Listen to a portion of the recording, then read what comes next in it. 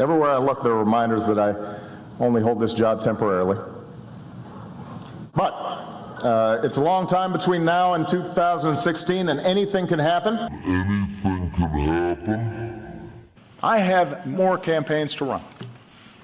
More campaigns to run. Let's face it, there is one issue on every reporter's minds, and that is 2016. Apparently, some folks really want to see a pot-smoking socialist in the White House. We could get a third Obama term after all.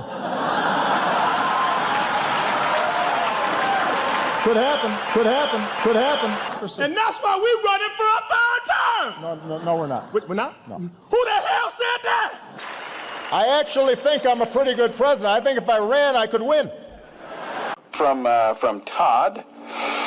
Todd says, with the ever-increasing lawlessness of the Obama administration, each act of lawlessness is becoming more bold and radical.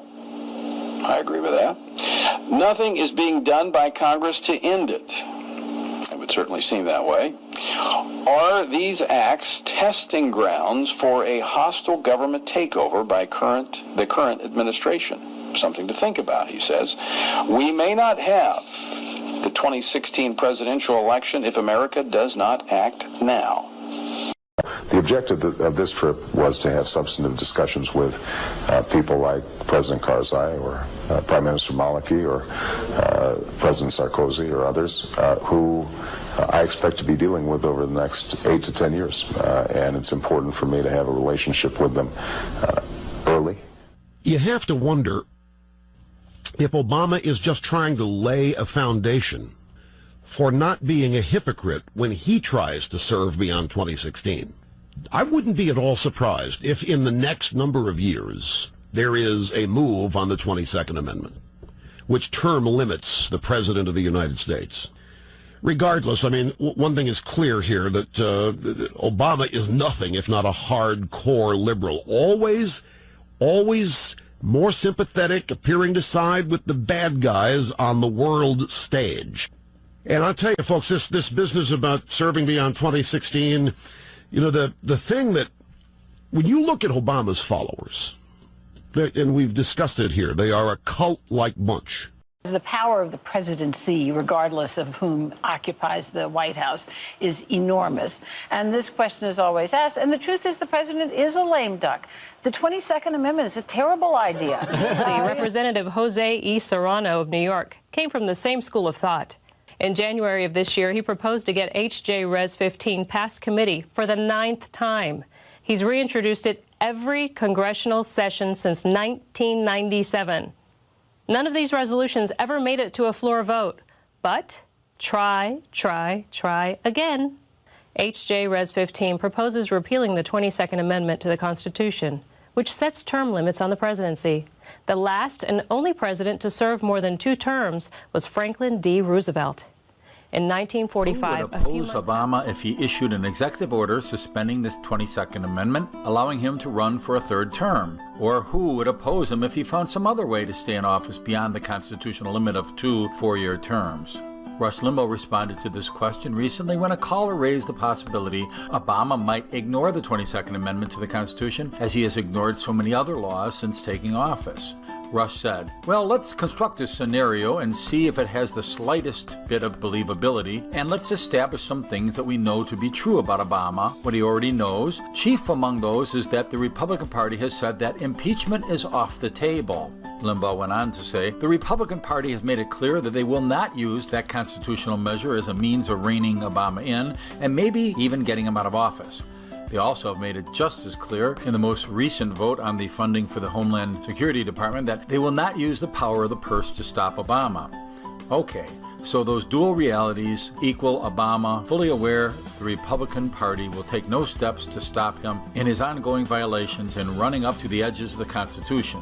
Limbaugh speculated that Obama would actually consider the possibility of a 3rd term given the Democrat Party's weak field of candidates for 2016, with its lead candidate being the lackluster Hillary Clinton, who couldn't even beat the political unknown Obama last time.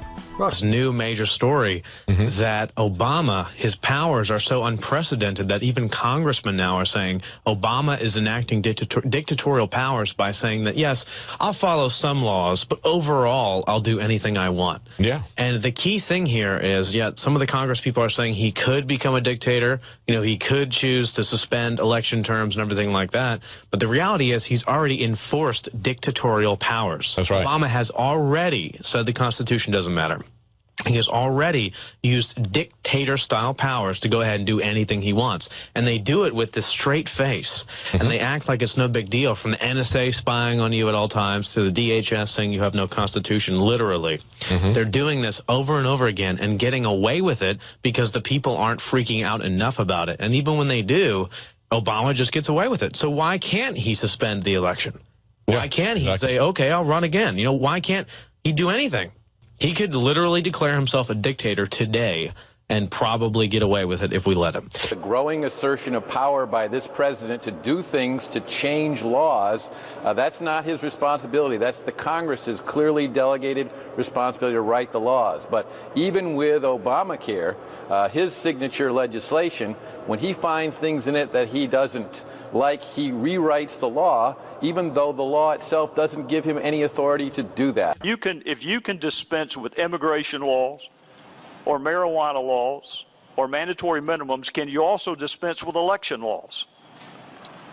Again, I think we've gone over this ground many times. Well, it's human. Let's do it one more time. Can the president suspend election laws? No.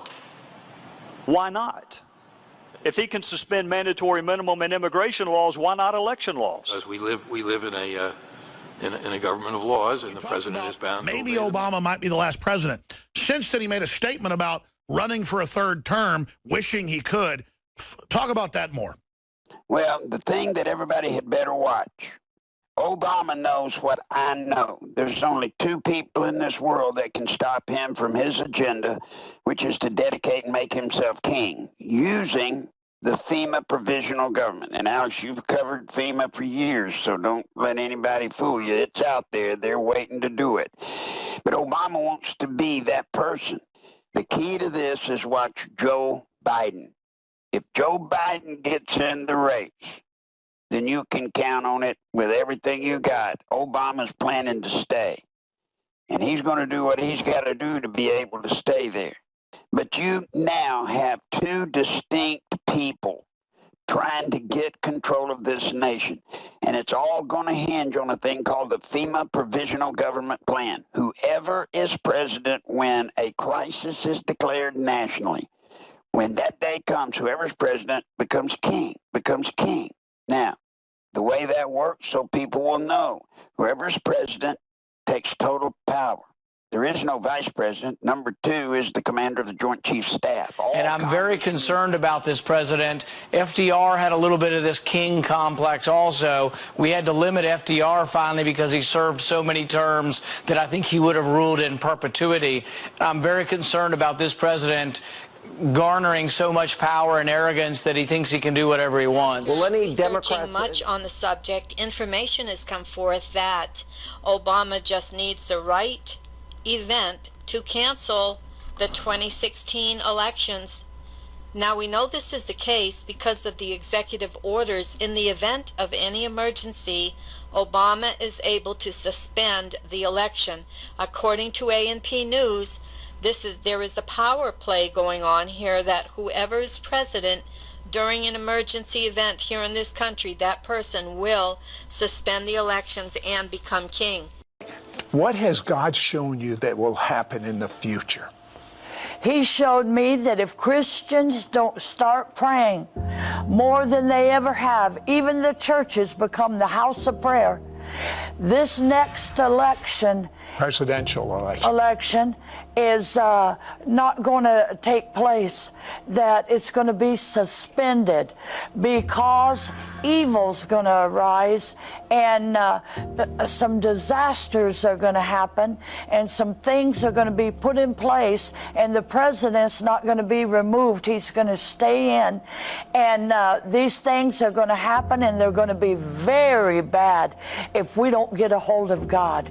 I was told last thing, I was told that I asked the angel about the 2016 elections because, like I said, I've been told about Bush winning a second term, Obama's off, and the Lord hadn't given me anything.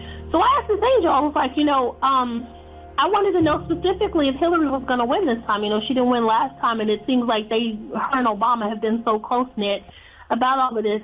I was actually told that the elections was going to be delayed, that there wasn't going to be a 2016 election.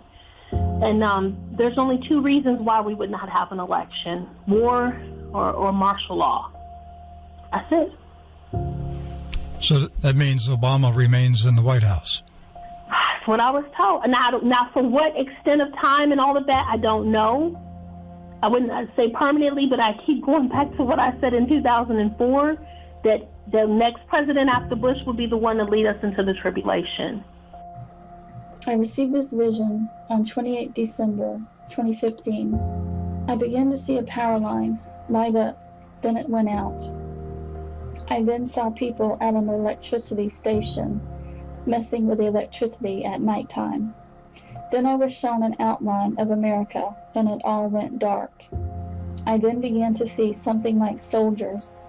I didn't see any uniforms, but they were leading other people captive as they were pulling them from their homes. I was then shown an angel leading some people from the back of their house. I am shown a Walmart directly in front of me, and these people who were being led captive were taken there, inside the Walmart. I knew they were being given the mark of the beast, and if they didn't accept it, they would be shipped off somewhere else. The Holy Spirit then brought to mind the other vision of Obama standing on the outside of the train, shipping off the ones who refused the mark of the beast. I see and hear someone come to Obama's office saying it has been done. I then hear Obama say, "I will be the first to have a third term since Franklin D. Roosevelt, and I will be the last."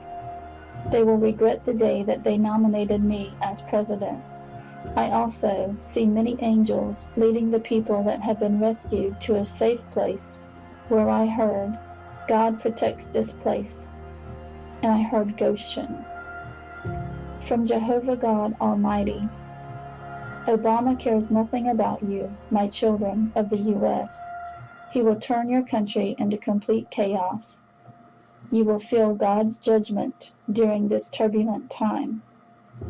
1 Thessalonians 5:3, "For when they shall say peace and safety, then sudden destruction cometh upon them, as travail upon a woman with child, and they shall not escape." Let me just say something to all my conspiracy-oriented friends on the right who think I'm planning to unleash some secret agenda. You're absolutely right.